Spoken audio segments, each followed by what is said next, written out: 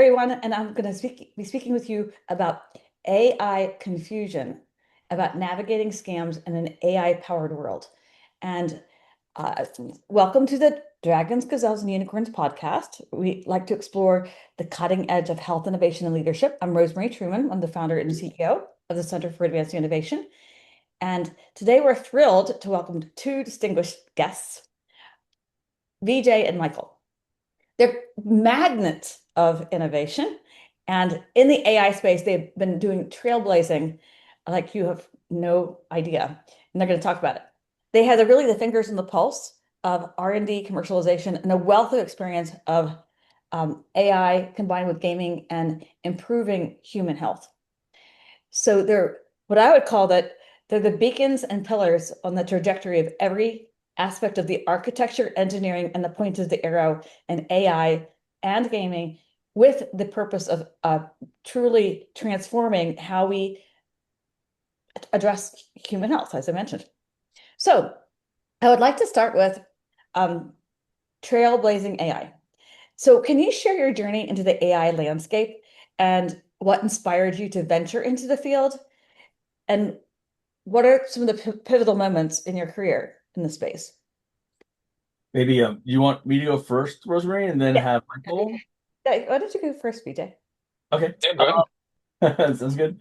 Um, how how amazing. And Rosemary, first of all, it's a pleasure to be here. And second, thank you so much for that, warm introduction. I think that what's really important is people recognize how much you do, right, to make sure that people like us get in front of the audience and that this information is shared. Uh, I was shocked a few weeks ago from my dad who told me and said that his wife, my mother, called him because she was missing a credit card. And my wife, my mother passed away Oh, 3 years ago, oh, but an AI disguises her voice, oh, calling to like get their information. Think about that for a second, right? My dad's 85, and at first I think he thought he was losing his mind because, you know, I mean, how terrible it is to have. And this happened, luckily, not luckily. Well, I don't know if it's lucky or not, but at least my dad knew it was a scam. yeah. Right? But like I think what's interesting is a little background. I have 37 years in video game development. I've done about 85 or maybe just under 90 titles. My titles have generated almost 4 billion in revenue, and I've been in this space. And what's so interesting about the games development space is games is a litmus test for all the things that are probably going to be used elsewhere in the world, but games usually comes up with these things first. When I was a lead designer on the Elder Scrolls for Bethesda Softworks, uh, we were, for all intents and purposes, creating artificial intelligence. We had to architect the behaviors and the decision making of every character in the world. We were trying to breathe believable digital life into the machine, and that creative spark. It sort of followed me through my career, as I mentioned before.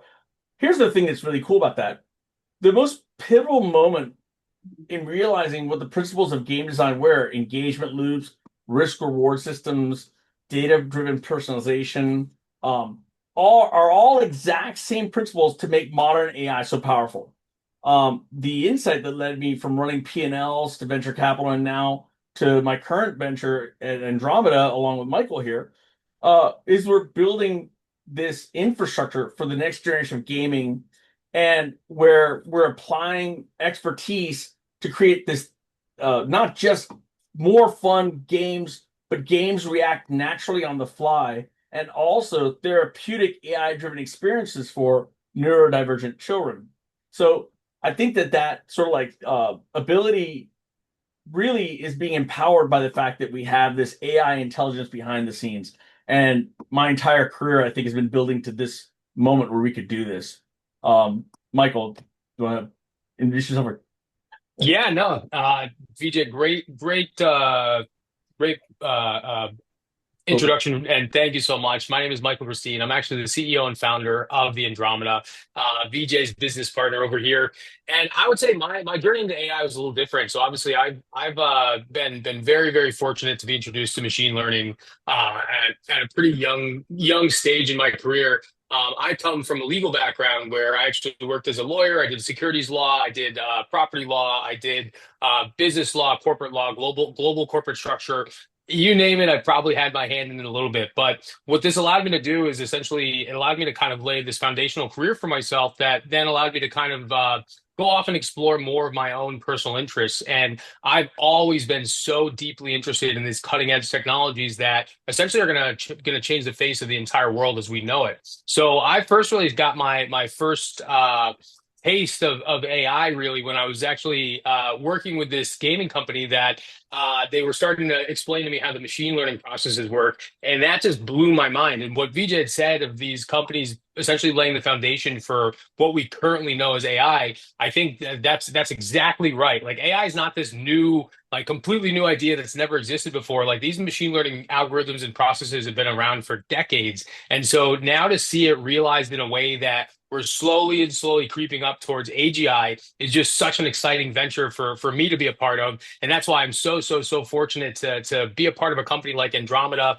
to have partners like VJ, and to kind of be working on the things that we're doing, because a lot of the things that we're doing, we do believe are going to impact not only just the AI world, but gaming in general as we move on, because the taboo that gaming is just for lazy people in their parents' basement at 35, like that's not true. And that's been disproved now year over year over year over year. And the beautiful part about this is there's actual empirical data and science-backed research to support this idea that gaming can be used for good, not only for development of various different mental cognitive skills like pattern recognition, memory, problem solving, etc., but also just for general social aspects as well, like communication, not being afraid to fail, because in gaming you fail all the time. So it teaches you not to shy away from failure and to gain the resilience essentially to overcome that failure. So I love everything that we're doing at this company. I can say the reason I started it is because all of these things are very near and dear to my own heart. If you will, you can say that I go to work every single day working on the thing that I'm most passionate about. And that's why I never think I'm working enough, because I can always be working more towards my passion. Yes. Okay. I have a story for you. Um, so on the gaming front. So, Huh. well, because I think that I was doing it as a little kid. So the I used to go door to door, and I used to knock on people's doors and I'd say, you know, your your windows look like they could use a little bit of freshening up. Do you need your bathtub cleaned? And I would just like ask a series of questions. But the point was it's kind of gaming in a sense, and Hmm. a little child. And then I started waitressing when I was 13. And obviously, if you have a bigger check, you get a bigger tips. So I would, when I was in college, I would go to a table, and when I saw a couple, I would say, "Wouldn't a bottle of Dom Perignon make this a special night tonight?" And um, and they would buy it. So it's kind of gaming, But I think that a lot of people, I don't know if they think about it in their everyday. But to your point, I mean, you use it every day, right?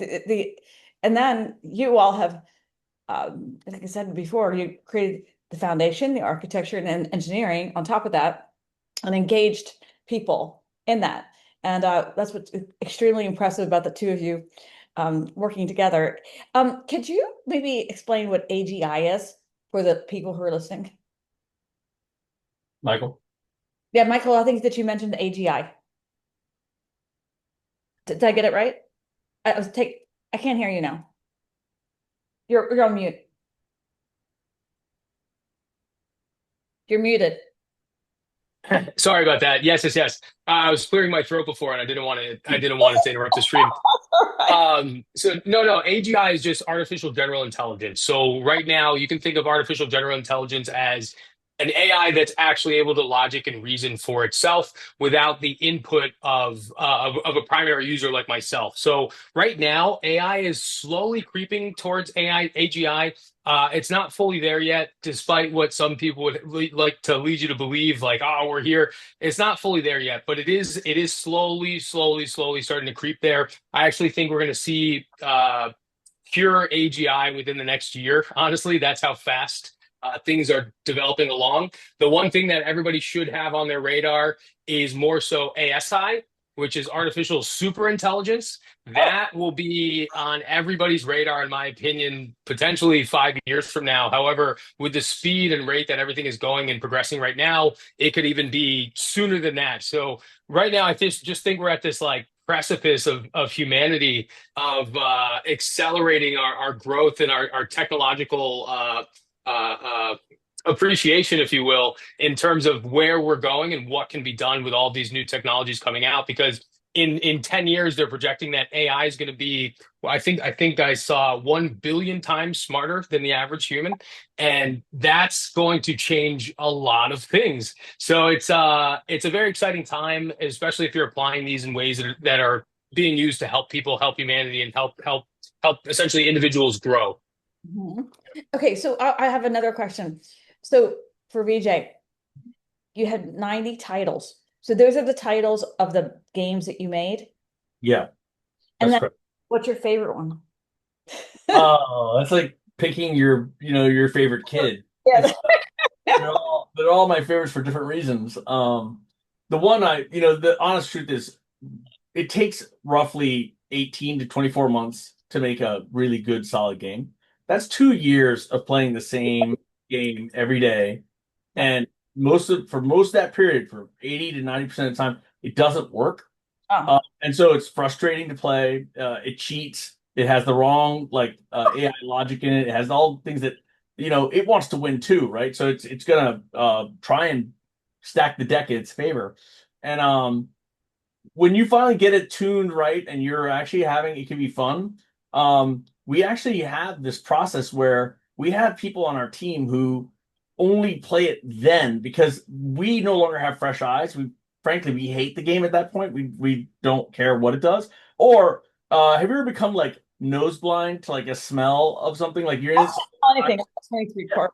you 30. don't smell anymore, but someone coming in smells it, right? That happens a lot too. So the kind of desire to like make sure that we aren't coloring our perception of a game being great because we've just gotten used to everything that is bad is also really really important. And so you know what those fresh eyes that come in, they love the game. They play it for a long. But we who have played it the entire 2 years from the first time it birthed itself to the time when we hand it over to this post production team.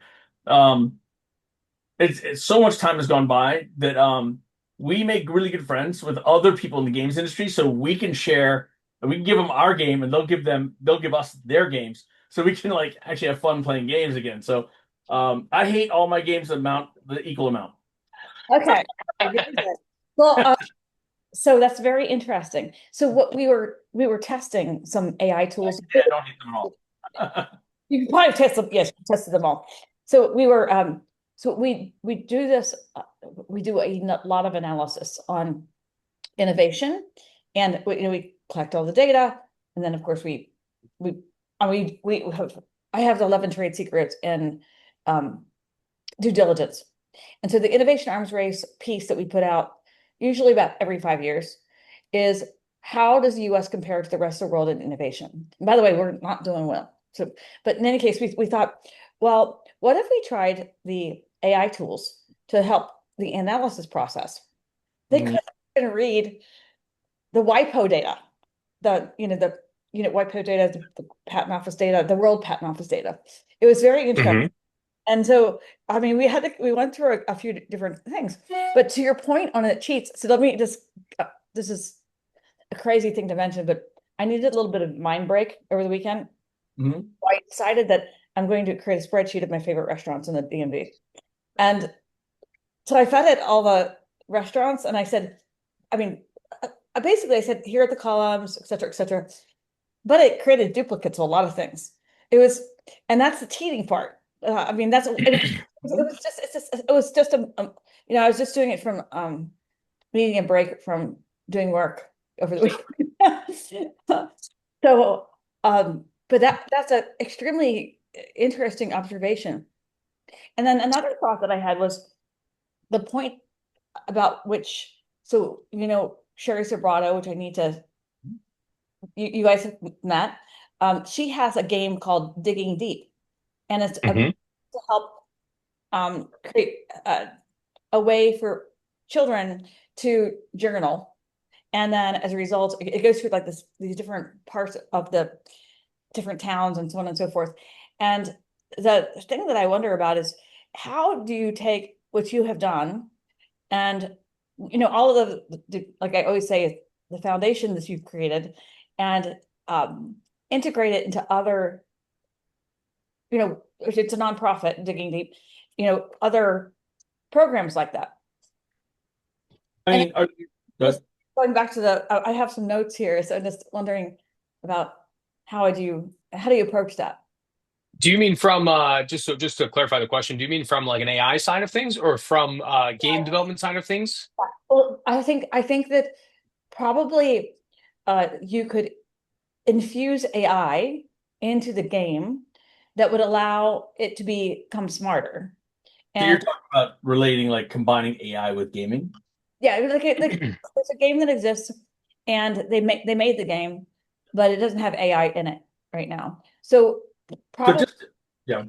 it would be like an enhancement to the game, and perhaps even allow because I know part of what you're doing is you're taking, you know, um, the gaming aspect, combining with AI and helping human health, but in particular mental health for children.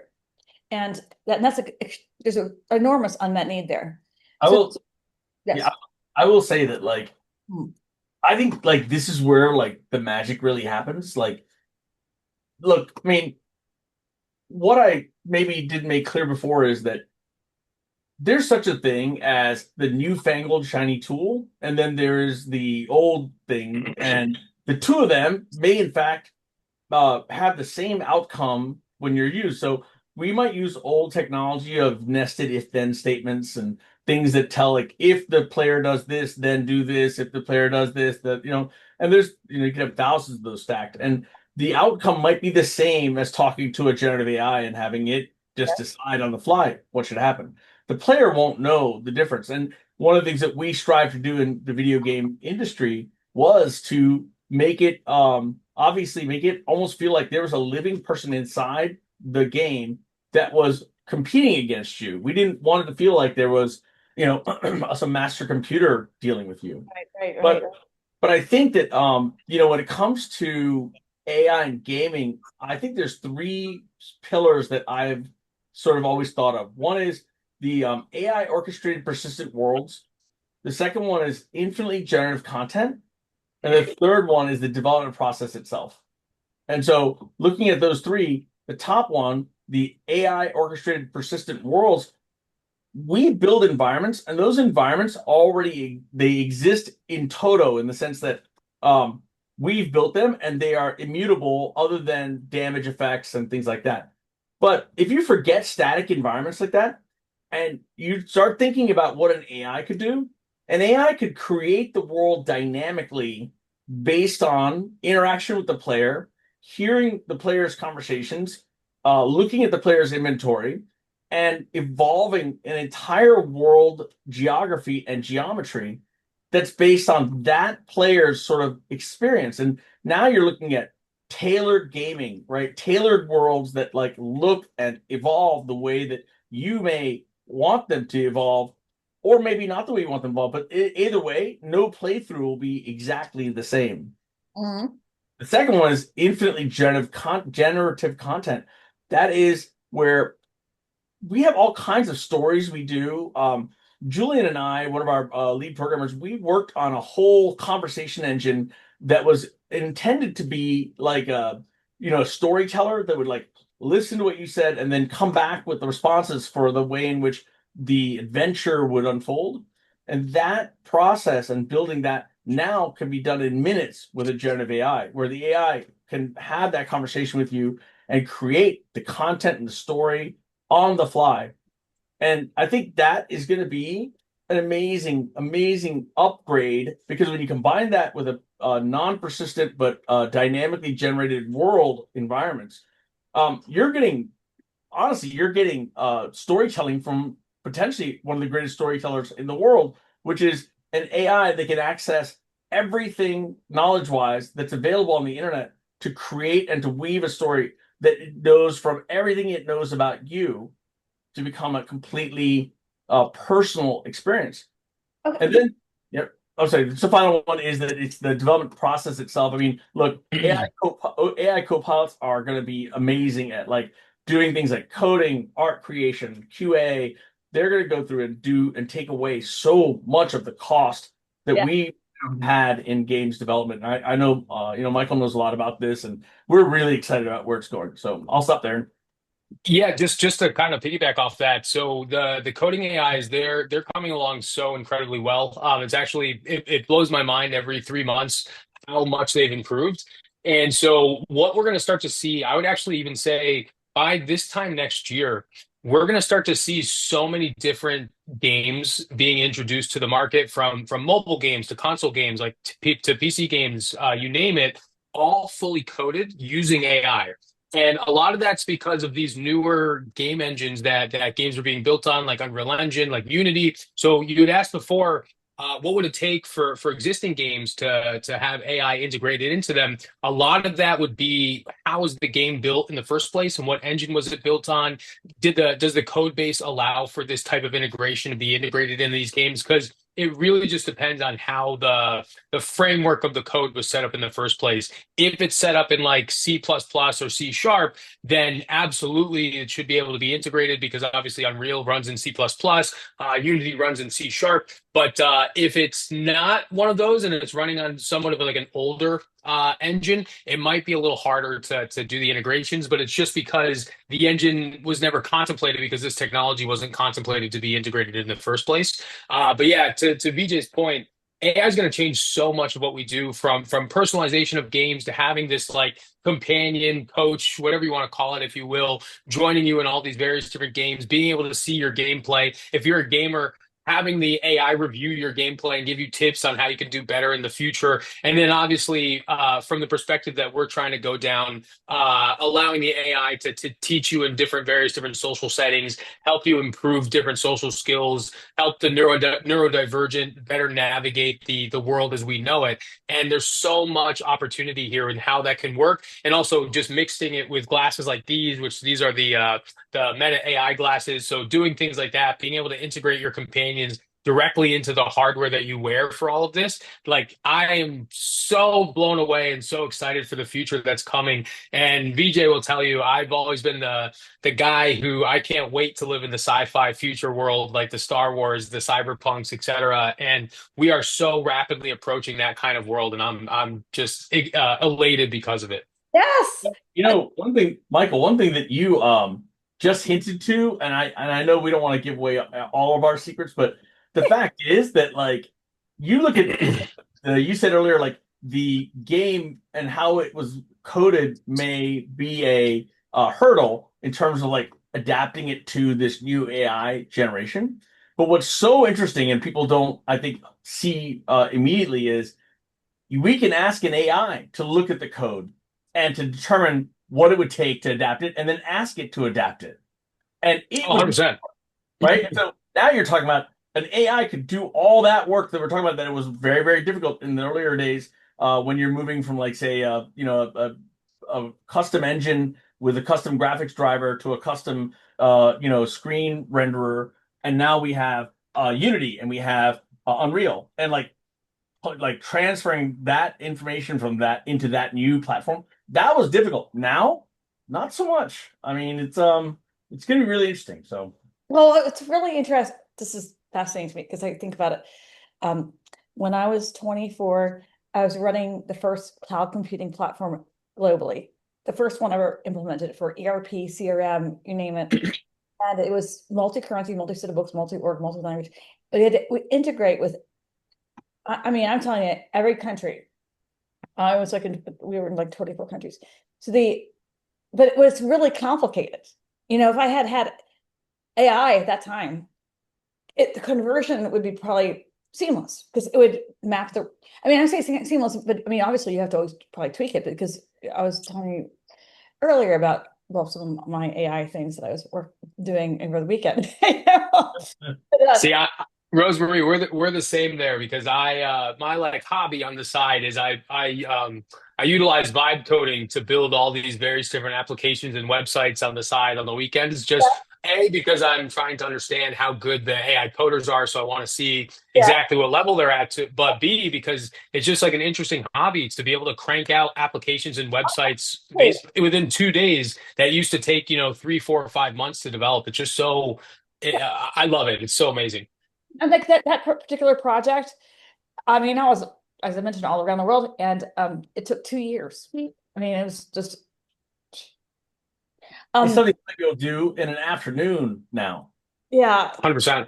I made an entire website on Saturday. I was hanging out, did all the back end coding, the front end coding, the authentication, the encryption, the security, the AI integration, all within one afternoon. And it's just fascinating how quickly things can go now. Love it if you could do like a little workshop for people and show Yeah. them, okay, in an hour and a half, this is what you can do. And for our startups, because we're going to be sharing this with we've got 400 and, well, it depends on how you count. 440 to 473 startups that we've launched. No, I And love it. I can definitely tell you Y Combinator. I think they announced something the other day that it was like 30% of the startups in Y Combinator, their entire code bases are fully AI built. yeah. And to me, that's just incredible. And so I have like so many things to unpack, but I know we only have like 2 minutes left. But so uh, but what we could do is we can have a follow-on call, but some of Oh the yeah. yeah, some of the questions that I have that I'll put them out there. So I can answer one more. I got time. I'll make time for one more. okay, You but want- you have a few more minutes. I can do one more question, I think, given the length of the question. So first of all, when you were talking about the second item, because you said there are three items, and I was typing it up as you Yeah. mentioned it. Did you say moral? Because you said they can come back with responses, and All right, which question are you talking about? Just now? you had mentioned there are three pillars. Oh, yes. Yeah. So The word that I wrote down was they could come back with responses. And you're talking about Julian when you were talking about it. And they can come back with responses to create the content of the story and the conversation. And um, and so I wasn't sure if you said the content in the store of non-persistent, and I missed okay. it. Well, And what I was saying was like the infinitely generative content it's is content that's created on the fly by the AI. yes, It's based on a number of things, but just like when I answer someone's question, when they ask me like this question right here, I take into account everything I know about you, everything I know about Michael, everything I know about me, the environment. I take into account the text, the syntax. I take into account what I think you might want to have heard and what you think you might want the answer to be. And I weigh all of that along with what my plain answer would be. And then we nuance it into like something that's palatable, it feels satisfying to hear, and everything else.